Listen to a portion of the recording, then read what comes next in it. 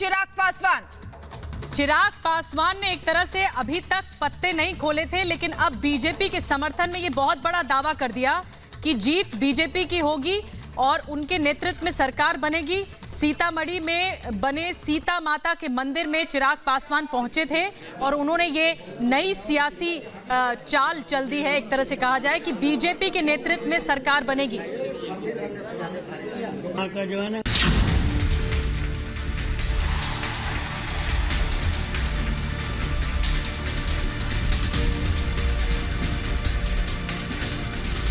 बिछ चुकी है चुनावी बिसात।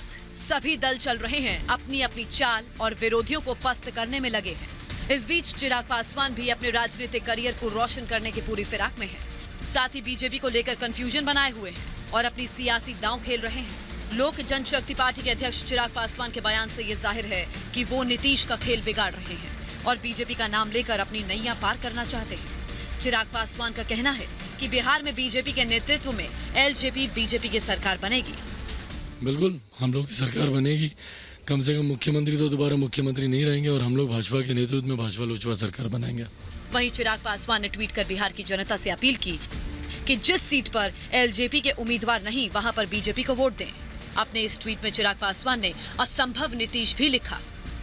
वैसे इससे पहले चिराग पासवान खुद को प्रधानमंत्री का हनुमान बता चुके हैं। उनके इस बयान पर बीजेपी ने पलटवार भी किया और कहा कि चिराग पासवान भ्रम फैला रहे हैं। मुझे प्रधानमंत्री जी की तस्वीर का इस्तेमाल करने की जरूरत ही नहीं है। मैं उनका हनुमान हूँ, मेरे दिल में उनकी तस्वीर बसती है। किसी दिन होगा तो छाती चीर के भी दिखा दूंगा कि मेरे दिल में मेरे प्रधानमंत्री बसते हैं। लेकिन हनुमान जी वही करते थे जो राम चाहते, यानी राम को मानोगे, राम की नहीं मानोगे, ये नहीं चलेगा। जो नरेंद्र मोदी जी चाहते हैं वो क्या चाहते हैं कि नीतीश कुमार जी को मुख्यमंत्री फिर से बनाना, एनडीए की सरकार बनाना। बिहार में चिराग पासवान अभी एनडीए के साथ चुनावी दंगल में नहीं है, लेकिन राजनीति में कब कौन किसके साथ हो चले कहना मुश्किल है।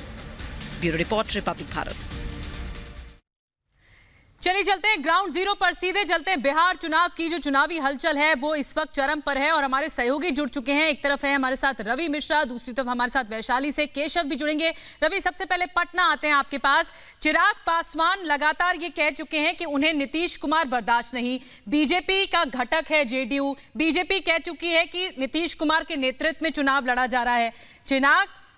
चिराग पासवान जो हैं वो एनडीए के खिलाफ हैं, इस तरह का बयान देकर ये सपोर्ट कर रहे हैं। जी देखिए निधि, ये भविष्य की जमीन तलाशने की बात है और चिराग पासवान जानते हैं कि नीतीश कुमार का ये जो कार्यकाल है उसके बाद बिहार की राजनीति बहुत खुलने वाली है। ऐसे में अपने आप को कैसे प्रोजेक्ट करना है और किसके साथ जाना है, बीजेपी से मजबूत साझेदारी वो अभी से उसकी पिच बना रहे हैं। बहरहाल मैं इस वक्त वैशाली के ग्रामीण इलाके में हूं और राजापाकर विधानसभा सीट है ये, जहां पर मेरे साथ बहुत सारे लोग मौजूद हैं। उनसे बातचीत करने के लिए पहुंचे ताकि जमीनी जो हकीकत है समझ में आए वैशाली की। और साथ ही इस विधानसभा क्षेत्र की हमारे साथ राजकुमार पासवान है जो कि हमें मिल गए, रास्ते में ही अपना चुनाव प्रचार कर रहे थे। जरा इनसे भी बात करें क्योंकि ये किसी अन्य दल से, यानी जिनके बीच मुख्य मुकाबला उससे अलग है। ये क्या लग रहा है वैशाली में, वैशाली का क्या समीकरण है, किसकी जो है यहाँ पर एक तरीके से जनता में पैठ गहरी दिखाई दे रही है इस पर? देखिए, यहाँ पे जो जनता है, वैशाली की धरती की जो जनता है वो 15 साल महागठबंधन को भी देख चुकी है। अब 15 साल नीतीश सरकार मतलब एनडीए भाजपा की सरकार को देख चुकी है। अब जो युवा नौजवान पीढ़ी है, जो 57.2% जो युवा नौजवान है वो चाहते हैं विकास, हर एक हाथ रोजगार। इसलिए आपको बता दें यहाँ का चुनावी गणित क्या है, कितनी सीटें हैं, हाजीपुर में क्या हाल है, यहाँ आपके राजापाकर में क्या हाल है? हाँ, वैशाली जिला में जो है कि 8 सीटें हैं। उन 8 सीटों में बता देना चाहता हूं कि कुछ महागठबंधन ले जाएगी और कुछ एनडीए ले जाएगी। आपको कोई भी यहाँ पे पार्टी गठबंधन जो है स्वीप नहीं कर रहे। लेकिन राजापाकर की जो मैं बात कर रहा हूं, मैं आपको यहाँ पे जो युवा जिसको चाहेगा उसी को बनाएगा और मेरा जो दावेदारी है वो प्रथम नंबर पे है और मैं विकास के अभी चूंकि मैं एक सवाल अलग कर रहा हूं, अभी स्टूडियो में भी ये बात हो रही थी, यहाँ पे जितने लोग हैं मैं उनसे भी ये शेयर करना चाहूंगा, उनसे कोई बताना चाहूंगा कि चिराग पासवान, उनके पिताजी का संबंध जो है माँ बेटे की तरह रहा था इस धरती से, वैशाली की धरती से, हाजीपुर सीट से बार बार वो उन्होंने प्रतिनिधित्व किया। वो कह रहे हैं चिराग पासवान मोतिहारी में गए, उन्होंने कहा कि बीजेपी सरकार बनाएगी बिहार में और मैं तो मोदी जी का हनुमान हूं।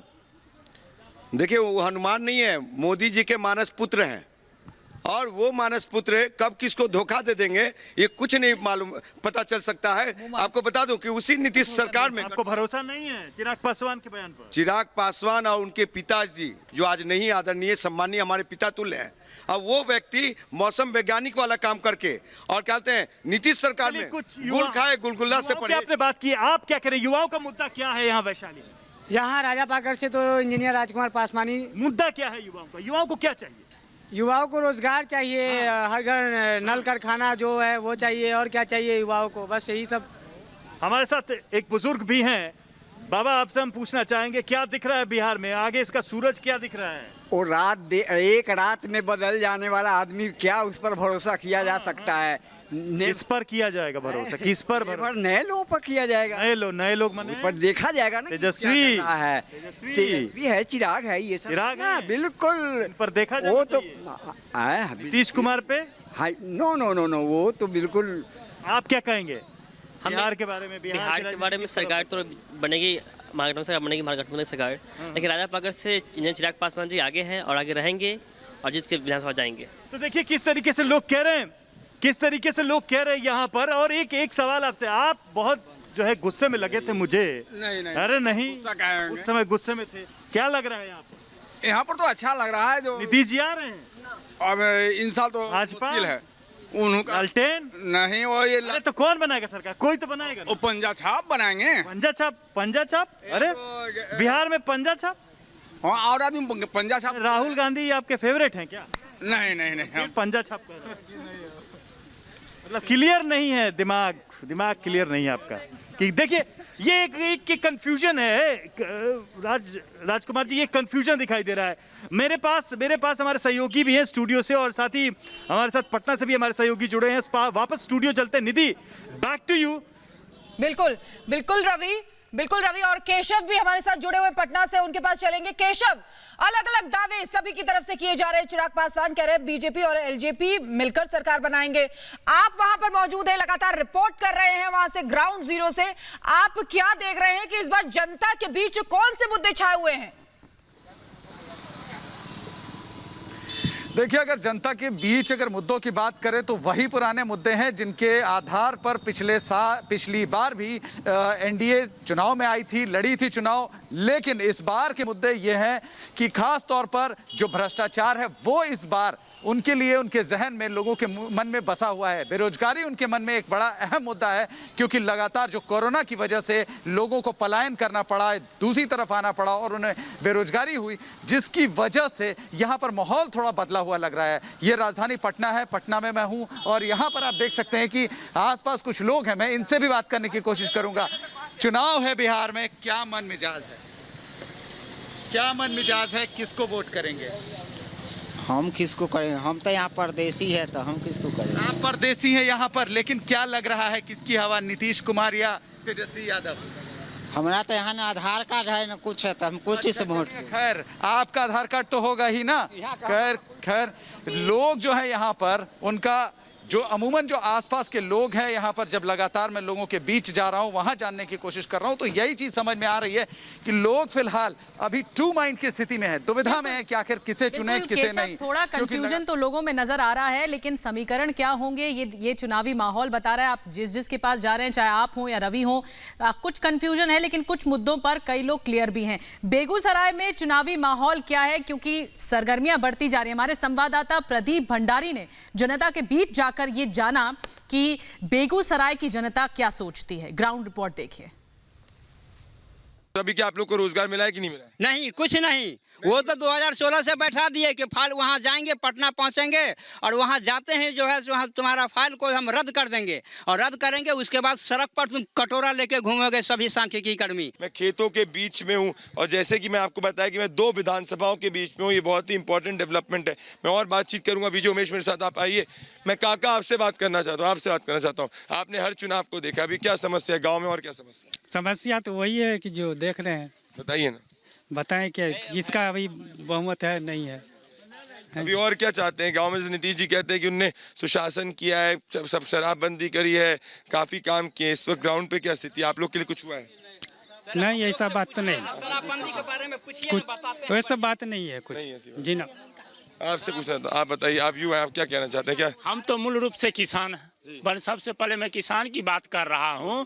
जो नरेंद्र मोदी जी ने कहा था, जो हम किसान सम्मान निधि से प्रत्येक किसान को 6,000 रुपया दूंगा, उसके लिए हमने फॉर्म भरा। वो बोलते हैं कि आपके नाम से रसीद नहीं कटता है इसलिए आपको नहीं मिलेगा। हम बाटेदार हैं, तब बोले आपके लिए बाटेदार के लिए अलग से उसका हाथी मिलेगा, वहाँ से आएगा पैसा तब ना। हम तो लिख के भेज दिए, आपको अकाउंट में डालना पटना से काम है, इसलिए आपको अकाउंट में नहीं डालता है ना, किसी का नहीं आ रहा है इसलिए आपको भी नहीं जा रहा है। तो आप देख सकते हैं इन्होंने बताया कि कैसे किसान निधि के अंदर इनको समस्या आ रही है और कैसे इतनी बार ये गए और इतनी बार जाने के बावजूद इनको अभी तक जो है किसान निधि के 6,000 रुपये नहीं मिल पाए। दोस्तों एक बात तो तय है कि बिहार चुनाव के अंदर इस वक्त लड़ाई कांटे की होने वाली है और जैसे कि लोग बता रहे हैं कि ग्राउंड पे समस्या है, तो जो लोग कह रहे हैं कि एक तरफा चुनाव है उनको ज़मीन पर उतरना चाहिए। मेरे साथ प्रदीप भैया के साथ 8,000 पंचायत, 38 जिले और 243 विधानसभा का सफर करते रहिए, जमीनी हकीकत से अवगत कराऊंगा। देखिए, बिहार की जनता का मन भांपना आसान काम नहीं है। यहाँ की मिट्टी में राजनीति इस तरीके से घुली मिली है कि हर व्यक्ति समझता है कि सारे इक्वेशन क्या हैं। मैं खुद बिहार से हूँ, यहीं पला बढ़ा, पढ़ाई लिखाई की बहुत नज़दीक से करीब से देखा है और ये देखा है कि जनता की बेबसी क्या है, मजबूरी क्या है और जनता के पास विकल्प क्या है। सालों से वो विकल्प ढूंढे जा रहे हैं। राज जी, लोग कहते हैं रोजगार का मुद्दा है। देखिए, मैं आप हम सब यहीं पले बढ़े, पढ़े लिखे, हमने हर चीज़ देखी है। वो लालटेन युग भी देखा है जिसका हवाला दिया जाता है, नीतीश का युग भी देख लिया। क्या सिर्फ सरकारी नौकरी देना ही रोजगार है? हर जो तेजस्वी का हम देखते हैं 10 लाख सरकारी नौकरी देंगे, ये बीजेपी एनडीए ने भी कहा कि हम इतने लाख नौकरी देंगे। क्या बिहार की क्या हर युवा सिर्फ और सिर्फ सरकारी नौकरी को ही रोजगार मानता है? नहीं, आज के जो युवा पीढ़ी है वो सरकारी नौकरी नहीं चाहते, कम से कम ये चाहते हैं कि हमारे हर एक हाथ को रोजगार मिले। वोट तो उसी मुद्दे पे मांगा जा रहा है। नहीं, वोट उसी मुद्दे पे जो मांग रहे हैं वो जैसे कि 2014 में मोदी जी का जो 2 लाख नौकरी जुमला था, उसी तरह से बिहार में ये रोजगार जुमला बन के रह जाएगा। और आपको बता देखिए, नहीं, मैं देखिए यहाँ पर सारे लोग, आप युवा हैं, रोजगार मिलना चाहिए, आय बढ़नी चाहिए, अब वो सरकारी हो चाहे प्राइवेट हो। मुद्दा ये है या सिर्फ सरकारी नौकरी मुद्दा और उसी के लिए लड़ाई हो रही है कि हमको सरकारी नौकरी चाहिए, नहीं तो कोई भी सरकार बेकार है? क्या सोचते हैं? नहीं, ऐसा बात नहीं है कि सरकारी नौकरी ही चाहिए। सारा चोट तो सरकारी नौकरी पे नहीं, कोई ऐसा नहीं, प्राइवेट नौकरी नहीं है। नहीं, सभी को सरकारी नौकरी कहाँ से होगी? नहीं हो सकती ना। नहीं, तो नेता कह रहे हैं 10 लाख 20 लाख, वो सब हवा है। देखिए, पब्लिक सब समझती है कि वो सब हवा है। चलिए एक और रिपोर्ट दिखाते हैं आपको। लगातार हम जमीन से जुड़ी हुई एक एक रिपोर्ट आप तक पहुंचा रहे हैं। बिहार की जो मिट्टी में राजनीति है उसकी सुगंध आप तक पहुंचा रहे हैं। देखिए जरा इस रिपोर्ट को। अगर बिहार में चुनाव हो तो किसी भी गली मोहल्ले चौक चौराहे पे आप चले जाइए तो चुनावी चर्चा होनी स्वाभाविक है। ये भोजपुर है जहाँ पे मैं हूँ और भोजपुर की सियासत भी हमेशा चर्चा में रही है, लेकिन चुनावी माहौल में वोटर्स का मूड क्या है, मिजाज क्या है, क्या वाकई 15 साल के बाद बिहार में बदलाव की जरूरत है या जो चल रहा है वो सब सही है? बिल्कुल ज़रूरत है बदलाव की। पिछले 5 सालों में जो यहाँ पे तरारी में सरकार रही माले की, उन्होंने जीत गए और दोबारा एक भी बार जनता के बीच में मुंह दिखाने नहीं आए। क्या जनता की समस्याएं हैं, क्या चल रहा है, क्या नहीं। यहाँ जो भी हुआ वह भाजपा और नीतीश के राज में हुआ। देखिए, कैमरा घुमाइए और देखिए, जितने भी विकास हुआ, सुनील पांडे 5 वर्ष रहे वह भी किए हैं, और जितने भी विकास हुआ, जितने भी रोड और तेजस्वी का बयान आता है कि नीतीश कुमार थक चुके हैं, ऊर्जा विहीन हो चुके हैं, तो आप क्या वोटर क्या कह रहे हैं? वह फिर उसी गरत में मिलाना चाहते हैं भारत को, बिहार को जहां था, और वो इस फेरा में मत रहें कि जंगलवाद फिर हम लोग आने देंगे बिहार में। यह संभव नहीं है। वह फिर मकर जाल चाहते हैं कि बुन करके और यहाँ बिहार को गलत में भेज दें, और फिर जाता है कि 15 साल हो जाए सरकार को तो थोड़ी बहुत नाराजगी भी आती है, लेकिन क्या यहाँ नीतीश कुमार के लिए नाराजगी है? जो आरजेडी की तरफ से दावा किया जा रहा है, जो कांग्रेस की तरफ से दावा किया जा रहा है, उस दावे में क्या सच्चाई है? क्या है नाराजगी या नहीं है? ना, इधर नाराजगी नहीं है। नाराजगी नहीं है, वो सब गलत दावा किया जा रहा है। सब गलत लोगों की तरफ से गलत दावा किया है। यहाँ नाराजगी नहीं है, सब कोई लोग नीतीश से खुश हैं।